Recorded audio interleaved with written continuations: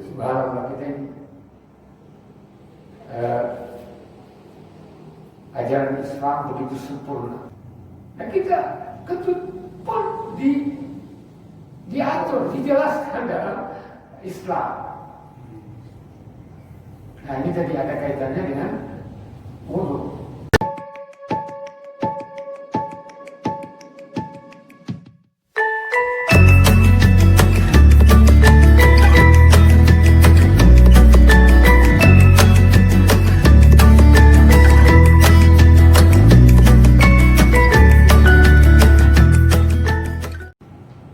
Kita berharap agar perhatian kita di Masjid An-Nur ini dinilai sebagai ibadah, dan demikian juga keikutsertaan kita dalam kajian ini menjadi sesuatu yang memudahkan kita menuju surga. Itu sebagaimana dari Rasulullah, man salaka tariqan yaltabisu fihi ilman sahhala Allah bihi lahu tariqan ila jannah. Barang siapa yang merintis jalan, melangkahkan kakinya menuju tempat menuntut ilmu, maka Allah memudahkan jalannya menuju surga. Ya, kalau menurut hadis ini kita belajar itu seumur hidup, dan tidak harus di bangku sekolah, di bangku kuliah, ya, seperti ini termasuk. Nah, itu harapan kita. Salawat beserta salam atas Nabiullah Muhammad sallallahu alaihi wasallam beserta sahabat, kerabat, ahli keluarga beliau, dan orang-orang yang setia mengikuti Al-Quran dan Sunnah beliau hingga akhir zaman. Kali ini kita kembali membahas hadis, masih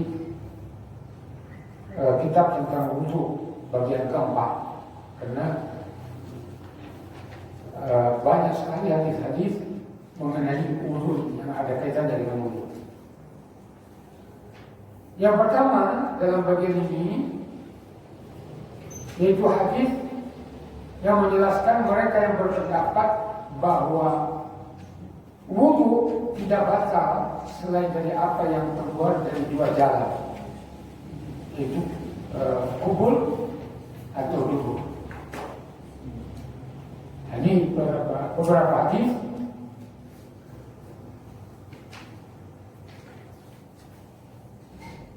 dari Adam bin Abi Iyas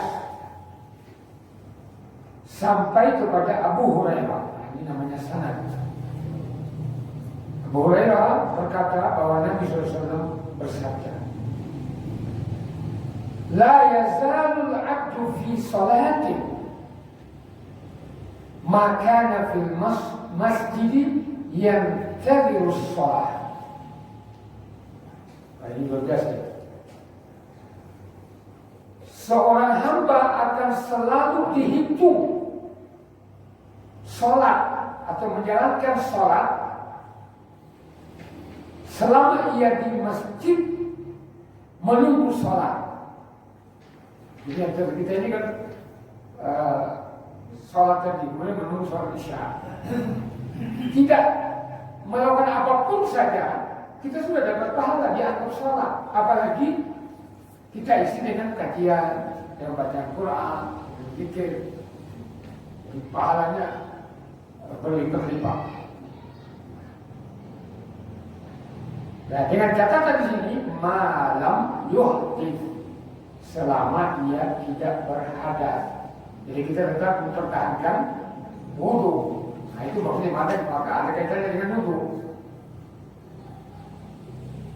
Sama juga dengan salat syuruk. Setelah salat subuh kita menunggu salat syuruk, dianjurkan selama tidak berhadas. Jadi kita tetap mempertahankan wudu. Itu juga bagian menunggu sholat setelah sholat. Maka ada seorang, kalau rajulun a'jami, nah, ini ada seorang yang bukan berbangsa Arab, a'jami, ajam, bukan orang Arab. Karena dia tahu, sehingga dia bertanya, "Man hadas? Apa yang dimaksud dengan hadas? Ya Abu Hurairah, hey Abu Hurairah." Maka Rasulullah menjawab, Abu Hurairah menjawab, as-saut, yakni suara. Nah, suara, yakni al-dharqah. Suara angin yang keluar dari tubuh. Gitu. Nah, kalau bahasa Indonesia yang dia ketut, gitu ya. Jadi Islam ini ketut pun diatur aja, gitu ya. Ya, subhanallah. Ya. Jadi kalau tidak, nah dalam hadis lain, ini hadis kedua, bahwa Rasulullah bersabda, la yansarif hatta yasma'a sautan aw yajida rihan. Janganlah kamu pergi, maksudnya pergi berwudu karena merasa keluar angin, hatta yasma'a sautan, hingga dia mendengarkan suara bunyi, mendengarkan bunyi angin yang keluar, sekalipun tidak berbau. Awiyati darihan, sekarang tidak ada bunyinya, tidak bersuara, tetapi dia mencium bau kentut, tidak ada orang ditanya dia, begitu ya? Berarti batal wudunya, maka dia harus berwudu. Ya, subhanallah, kita ini ajaran Islam begitu sempurna. Saya tadi melihat video, ternyata di barat yang dianggap maju, yang mereka itu sembarangan kencing. Habis minum mabuk-mabukan ya kencing, karena mereka takut tidak ada ajarannya gitu. Akhirnya sampai pemerintah kota membuat satu aturan supaya kotanya jangan bau kencing sepanjang jalan. Nah kita ketut pun diatur, dijelaskan dalam Islam. Nah ini tadi ada kaitannya dengan wudu. Hadis lain yang ada kaitannya dengan wudu, ini diriwayatkan dari Qutaibah bin Sa'id sampai kepada Muhammad bin Al-Hanafiyah, meriwayatkan bahwa Ali bin Abi Thalib radhiyallahu anhu berkata, "Kuntu rajulan madda'an."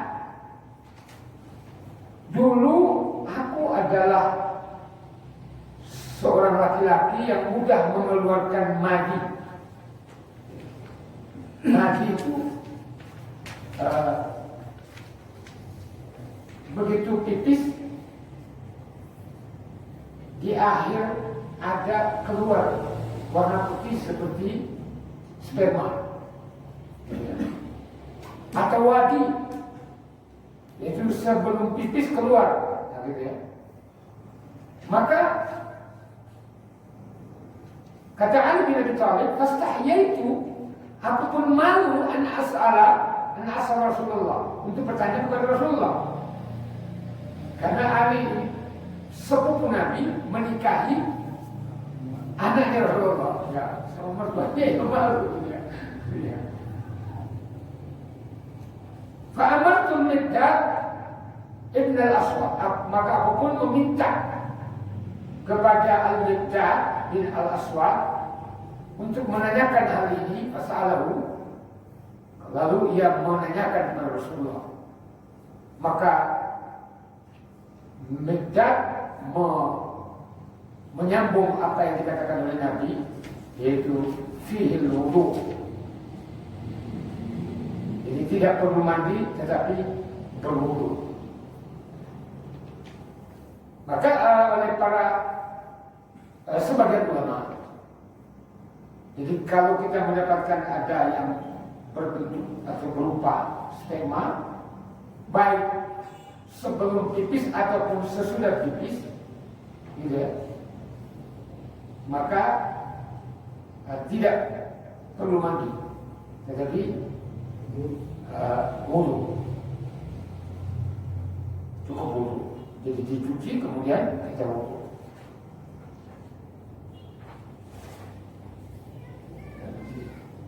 Ya, nah karena dia najis, tapi bukan mandi. Kalau mandi bukan najis, tapi wajib mandi. Nah, mandi itu najis, cukup dicuci, tidak perlu mandi, hanya wudu. Nah, ini hadis yang ini lebih heboh ini, karena mungkin kalau ini kita dengar ya. Ini yang keempat sebenarnya. Dari Sa'ad bin Hafs bin Tabi'in sampai kepada Zaid bin Khalid bahwa Zaid bin Khalid ini bertanya kepada Utsman bin Affan radhiyallahu anhu. Dia berkata, "Ara'aita idza jama'a?" Bagaimana pendapatmu apabila seorang yang jama' berhubungan suami istri dengan istrinya, falam yumni, namun tidak mengeluarkan sperma. Jadi berhubungan suami istri tapi tidak mengeluarkan sperma. Nah, ini kalau pendapat lain ada katakan pokoknya berhubungan intim mau keluar sperma atau tidak keluar tetap wajib mandi. Tapi dalam hadis ini Utsman berkata, yatawaddau kama yatawaddau lis-shalah. Dia berwudu sebagaimana dia berwudu untuk salat. Wa yaghsilu dzakarahu.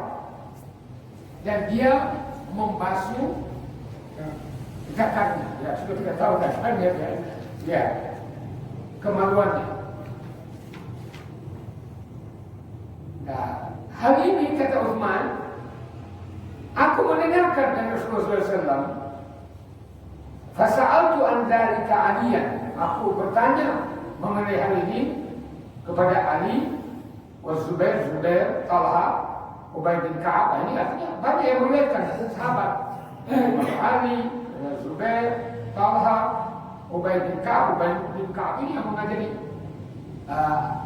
Al-Quran di Madinah, Islam di Madinah sebelum Rasulullah berhijrah.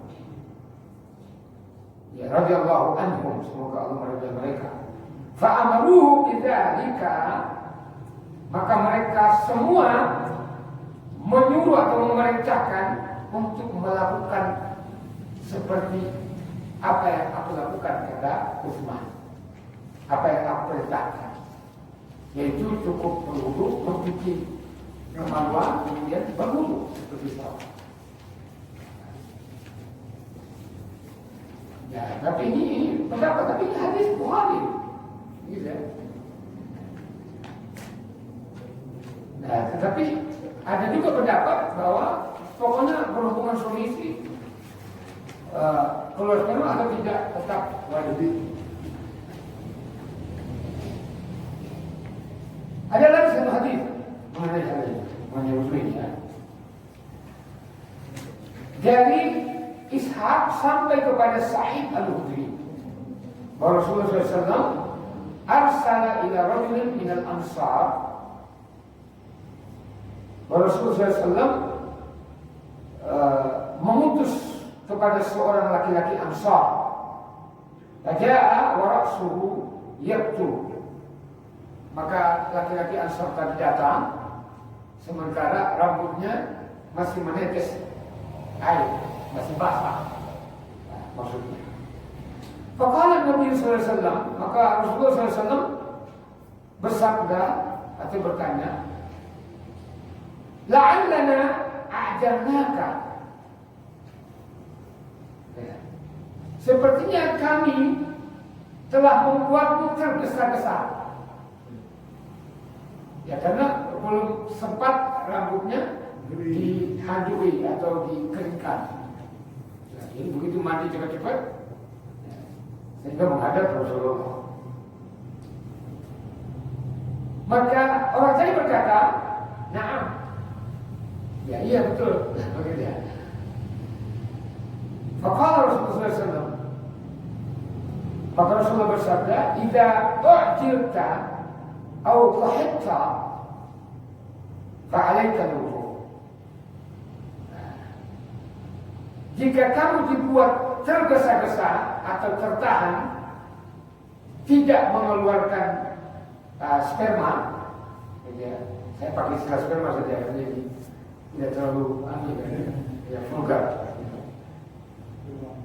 Fa'alaika al-wudu, kata Nabi, cukuplah bagimu berwudu. Nah ini multi tafsir ini, Pak. Pertama boleh jadi kalau dikatakan tadi rohita berarti berhubungan suami istri tidak mengeluarkan sperma, makanya cukup wudu, basuh cukup wudu. Itu pengertian pertama di sini.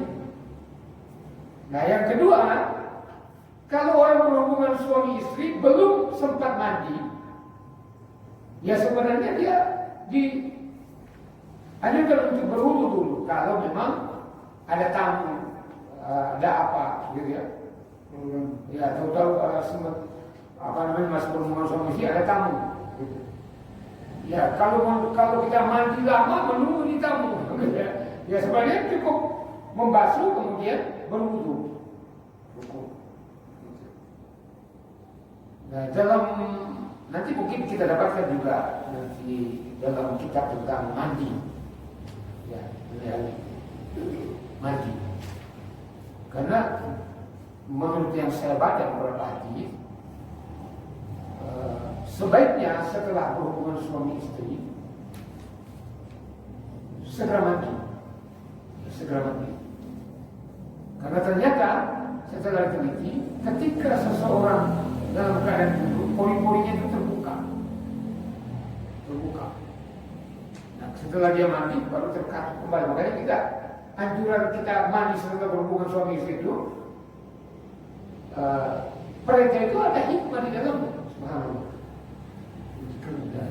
Nah, tapi kalau kita mandi tengah malam, itu tidak dianjurkan. Sebaiknya berwudu dulu, nanti mau bangun malam jam 3-an ya baru kita mandi. Ya.